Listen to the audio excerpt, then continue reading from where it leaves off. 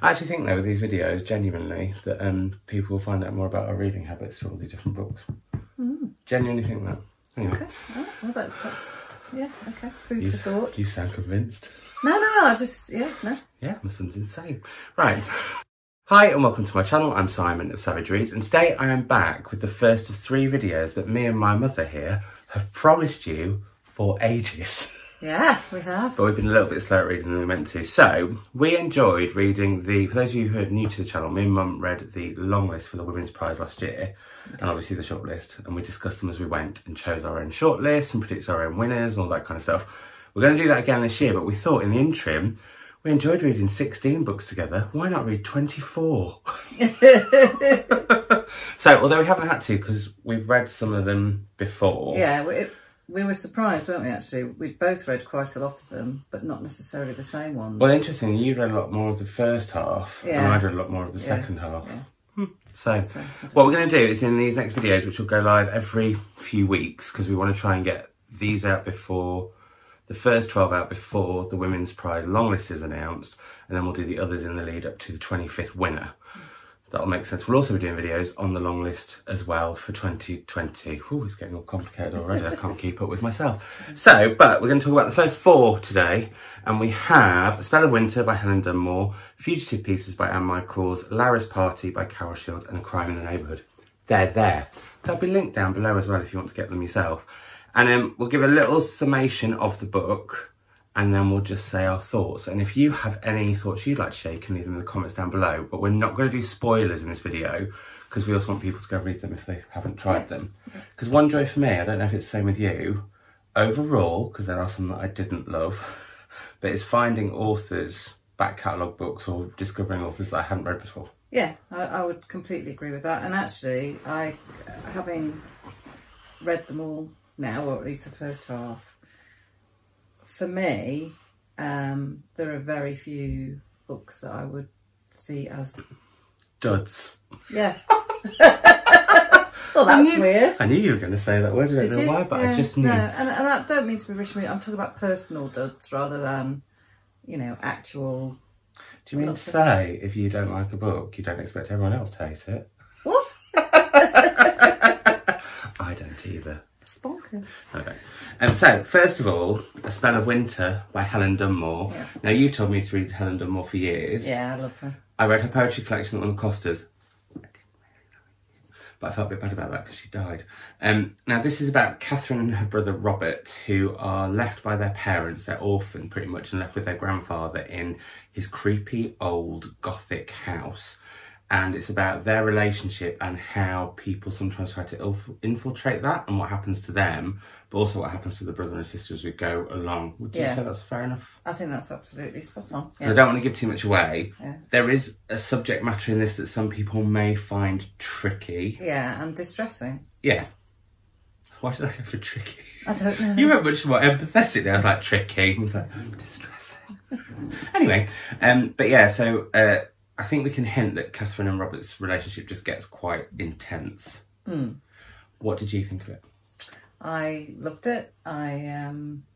Sometimes. Had you read it before? Or was this no, this was one I hadn't read before. Is it her first novel? I don't think so. I've done really good research on this one. I'm not sure. It might be. One of the best things about it, I think it's one of the best opening chapters of any novel. Oh, really? Well, just because it's the sort of opening chapter I love, put it that way, because it completely grabbed my attention, and you've got this really, really bizarre description of them bringing the body of a relative down the stairs. Oh, yes, that's true. And it's just what his arm falls off, doesn't it? And it's just absolutely surreal, but told in such a way that you don't question that it would happen. Like, it's told in a way that just seems quite normal almost. And so from that moment onwards, I was totally hooked, and I wasn't disappointed, because sometimes with Helen Dunmore's books, no, Simon's right. I am a really big fan of her writing, but occasionally I've felt that they've sort of tailed off towards the end. I haven't necessarily enjoyed. I haven't read any others of hers. Yeah.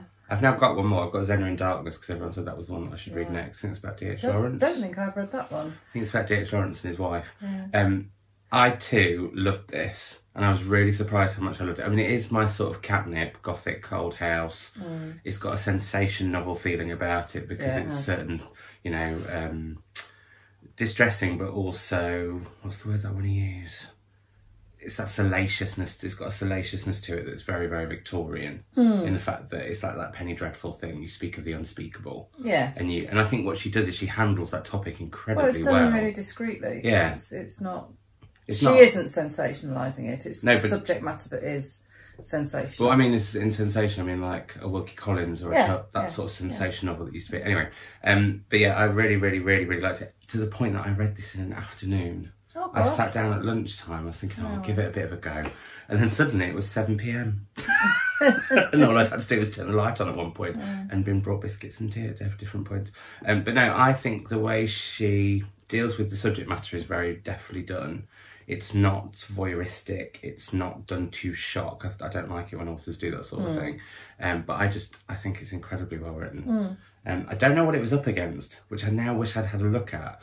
But I do. It's interesting because it's interesting. Bashes my mother. It's interesting because one thing I've only been thinking about recently is why this might have won. Do you know what I mean? But when you haven't compared it to what else went before.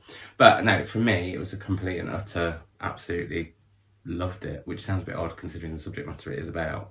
But I can't recommend this enough to anyone, and it has made me want to go and read everything she's written. Oh, that's really good. Yeah, so, will you read more of her? Have you read? Oh yeah, I mean, I've read a lot of them, but I very often when I find a writer I really like, I spin them out. Yeah. You know, I don't just go and read them all because.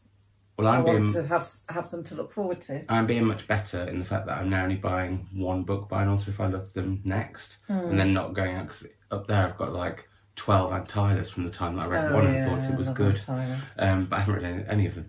So, yeah, but I definitely want to read more of hers. Anything else to say about it? No, I don't think so. No, we just really, really liked it. Loved it. So I would give it 5 out of 5. Yeah, I would too. Oh, there we go. Now, but that I might not give 5 out of 5 because I didn't finish it. So this is a DNF for me because it just frustrated me. It's Anne Michael's Fugitive Pieces, and this is set around World War II when a young boy, Jacob, manages to avoid the fate of his family, including his parents and his sister, by hiding. I think it's in a cupboard. And then Athos somehow ends up looking after him, which I didn't quite get my head around because the writing is so flat. Sorry, you might completely disagree with me. The writing is so flat. The flowery is so writing. The writing is so flowery. Sometimes I was like, huh? I think that happens sometimes with flowery prose. I'm like, why are you waffling? Just say what's going on. Anyway, I think is he an archaeologist? Yes. Yes. And oh no, he's a Greek geologist. Oh, sorry. I thought he was an archaeologist. Anyway, he ends up looking after him, and that's kind of book 1 and what happens to Jacob afterwards. And then in book 2, I've discovered since because I didn't finish it, you then meet someone who is studying Jacob's poetry that he wrote because of what he'd been through. Okay. And I think the whole book is meant to be looking at the cost that the Holocaust can do to people who weren't involved directly in it, as well as those who are on the fringes of it. It's the repercussions, isn't it? Which makes me feel guilty for not liking it. You shouldn't feel guilty. Well, I do. Okay. Well, what I would say is... I thought this might be Louise Catnip. Greek geologist called Athos. No, it's not. It's really not. And I mean, I read it a long time ago, so my memory of it is quite sketchy. And I do remember starting it and being completely enthralled. Oh, I wasn't. There's a description, isn't there, of him coming out of the mud? Yeah. Or, yeah, and I loved that. I thought it was brilliantly written, and it stayed in my head, that description. Although, I mean, when was it? 1997? Yeah, this is 1997's when but I have no desire to reread it. I think similarly, I found it frustrating. It's the sort of book you've got to, I feel, for me, you have to really concentrate on. And I don't know whether that's because... But I think that's fine if the payoff's good. I didn't feel I was getting any payoff. Yeah, but I think I probably read in a different... I do read really purely for relaxation. Yeah. On the whole. Cause I did with this project, which is why I was happy to do it. Yeah. Because I thought I'm not going to put myself through something I don't want to finish. Yeah, and I just found it... it didn't knit together for me, and yeah, I have literally shelved it. Is it actually on your bookshelves? It is on my bookshelves. Oh, that's interesting. So you have kept it? Yeah, I don't tend to give books away anyway much, just in case. I will keep this because maybe it's a book I need to read at another point in my life. Not 100% sure on that one. I also wondered what it might be like on audio. Because I wonder if you have someone reading it with the lyrical lilt that it's meant to. It's a very lyrical. It is. It's poetic. Yeah, which actually I used to think I didn't like, but I'm learning more and more I do. Like Ocean Vuong's book last year, I thought was incredible. And that was very poetic. But yeah, this one for me, it just left me very cold, and I felt a bit alienated by it. Which when it's a book about relationship building at its heart at the beginning, I didn't really. I just didn't. Yeah, I found it really difficult to relate to. So, not so successful, but we still loved the prize. It was only their year 2, they couldn't get it right all the time. So, then we have, in 1998, Larry's Party by Carol Shields, which I've mentioned on this channel. I was not looking forward to this at all, because it's about a man called Larry who is white, fairly privileged, and heterosexual, and it's about him having to deal with the dreadful shock of a post-feminist world. I loved it. Did you? Yeah. Good. I adored it. Oh, thank God for that. I was really, really worried. Why were you worried? I don't know, because she was very, very upset. Mum's joined Goodreads. She was very upset that she'd seen my rating of it. Because it gave like something away. Yeah. So one of the books we're going to talk about in a future video, I haven't marked yet, even though I finished it, because I thought, okay, I won't. Anyway, what I think is so brilliant about this book is Larry is not the butt of the joke, even though white men are. Yeah. And the women around him make the novel. Yes, I think that's absolutely fair. I love it for a very different reason. Oh. And one of the reasons I loved it was because it's really hard to describe. It's to do with the way it's written, and it's written in a very reflective way. So it's quite listy, but I liked it in a for way. that. So an event will happen early on in the novel, which you'll read about, and it's told from Larry's perspective, isn't it? Yeah. And then you'll come sort of 3 or 4 or 5 chapters later, and the same event will be referenced, but it's as if he's looking back at that event. So he's got a nostalgic hindsight throughout. Yeah, and you're doing it with him. Yeah. You're applying that hindsight, and I don't think I've read many, if any, books that do that. And, no, that's true. I thought it was so clever. Because you felt almost as if it was your own memory. Yeah. Well, you felt like you knew him really well by the end. And when you get to the party, there is a party at the end. It says so on the cover, so I'm not spoiling it. Because each chapter is Larry's something. One chapter of which we spoke about. There is a chapter called Larry's Penis, which I have not laughed that hard. I was listening to an audiobook and hearing this man describe the word penis in like 100 different ways. But what I think is amazing is Carol Shields, like as a man, she does in some ways get very much into the psyche of a male. I thought that was really, really interesting. And I was worried about this book because I thought, why would a really like sort of male book end up on the Women's Prize? And I thought, why not? It's written by a woman, so that was something I had to have a little word with my family. I loved his family. I loved Dora. His sister. I loved his wives. Need to be careful. Yeah, no, I was trying. He has wives. He does put have it like wives. That way. Who has wives? Not at the same time. And I loved, the relationships. I just thought it was. But also, there's this little, there's little details like when they go on a trip to Scotland, and it's just that could almost be a whole short story / novella in itself. Yeah. And she really sort of concentrates it without it being forced. I found the whole thing effortless to read / listen to. But also, I was surprised how it's not a book of bangs and whistles. It's very subtle. Oh yeah, it's like real life. It is like real life, but it's incredibly entertaining. Like I don't think there was a single minute where my attention slacked. I just wanted to sit and get engrossed again. And of course, the whole thing. The other thing I loved about it was the mazes. Yes, because Larry gets into making mazes, which. Designing them. Yes, sorry. And there's one point where one gets destroyed and it's all when you feel bereft when it happens. Violated, I felt. I normally couldn't give a monkey's about a maze apart from not wanting to go in one unless you paid me. Something about mazes and the idea of getting lost. Because you thought you wouldn't get out, Yeah, there's something about that still at nearly 30. Trying to think if you had a childhood experience of... Well, I've blotted it if I did. I don't think so. Maybe it happened with my grandparents, you can say. Anyway, it's possible. But again, I didn't think that was something. What I love is when an author writes about something that I think I don't care about, and I find that I really care about it, and it's how he sort of how his brain works to create those, but also then the fact that he can create these mazes in his head but cannot fathom people is really, he is good with people, but you know what I mean, he's not very good at psyches. But no, I thought this was amazing. You obviously thought it was amazing. I did. It's the places as well. Yeah. You know, the different cities in it. Because they move around a lot. And also when they go abroad as well. Yeah, they do. It's great. But it was one of my favourite reads of last year. Read it. It's good. Definitely read it. And next we have, fine, we've got through those quite quickly. I'm impressed. So, 1996, 7, 8, 9, A Crime in the Neighbourhood, by Susan Byrne, won. And this is about, it's set in the summer of 72. Was that when the heatwave was in the UK as well? 76. Okay, but this is a heatwave in America in 72. And we follow a young girl who's kind of watching the street. Has she broken her leg? Something. I think she's... Right, have I made that up? Anyway, but it's also after her father has run away with her auntie. And so the family are kind of, her and her mother are kind of in chaos. But it's also she starts to watch and observe the street and starts to get things a little bit wrong. Yes. And what I love about this, giving away the fact that I really loved it, is that I love it when authors do this, where your narrator doesn't understand what is going on, but you totally do. Yeah. And it's the only time I think child narrators work for me, and I don't find them pretentious or precocious, even though she is a little bit precocious. I mean, I really, really enjoyed it too, and I don't think I would have come across it, you know, if we hadn't done this. So I was really grateful for that. And if you've enjoyed Michael Frayn's Spies, I thought you were going to say Celeste Ng.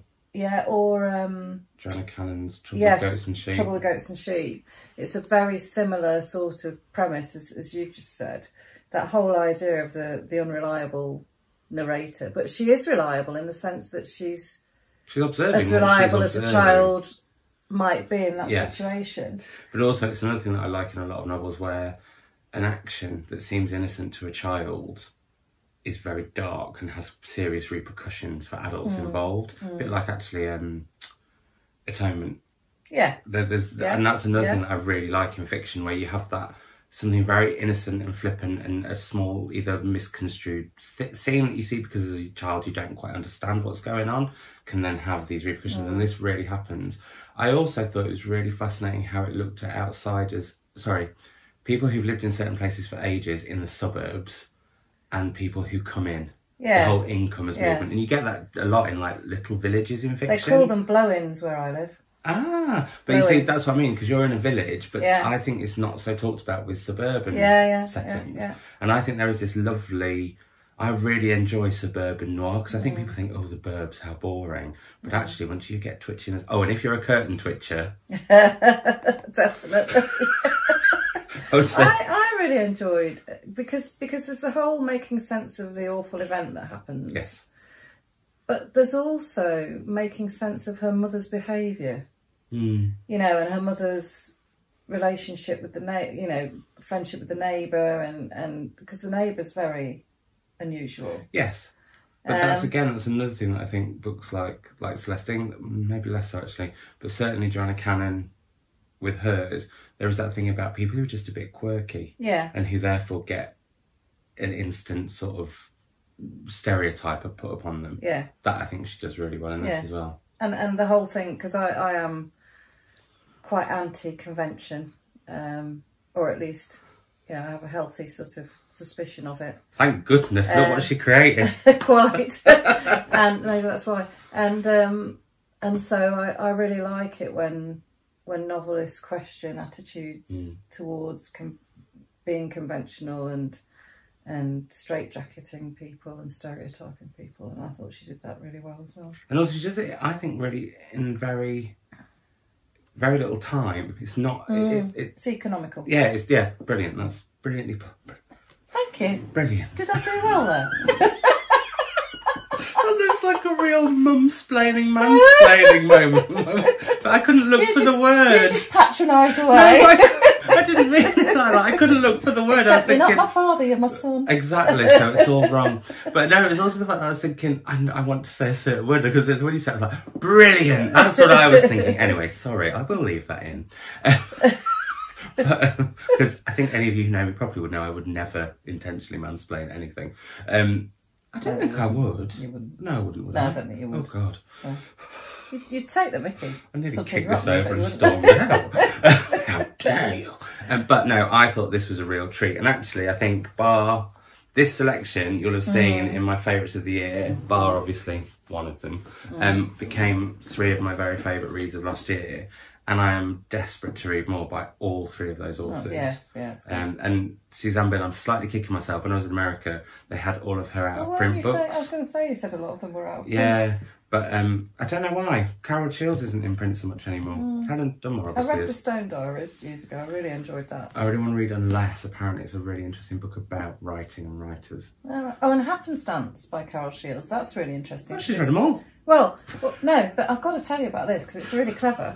So it's a book in... So you've got the cover on one side. You can read it from either end. Oh, before Ali Smith was doing it. Yeah. Oh. So you can Speaking read of it from future front winners. to back, and back then you to get front. because it's a husband and wife, so you can read the wife's version first, and then read the Oh. husband's, or the other way around.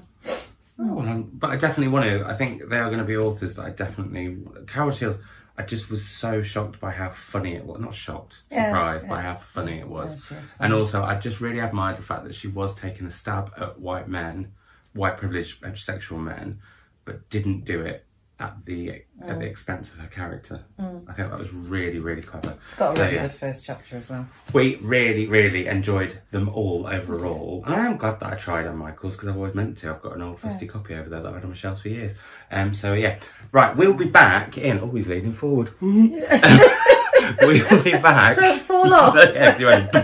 Won't be able to film anymore unless I have like a big lump coming out. Anyway, we will be back in a couple of weeks to talk about 2000 to 2004's winners. Let us know what you thought of these in the comments down below. As I mentioned, my mum's on Goodreads. I'll try and link it so you can all get following and see what she's reading as we go. And it will also be back once the long list for the Women's Prize has been announced, which is this goes live is only, I think, about 5 weeks. Very exciting. We've already been playing Guess What Might Be on it. Okay, what have we already read? Panicking. No, not panicking. Not panicking. Well, no, there is that thing. There's 16 books within a couple of months. It's not that easy to. Anyway, but we managed it last year. Anyway, blah, blah, blah, waffle, waffle, waffle.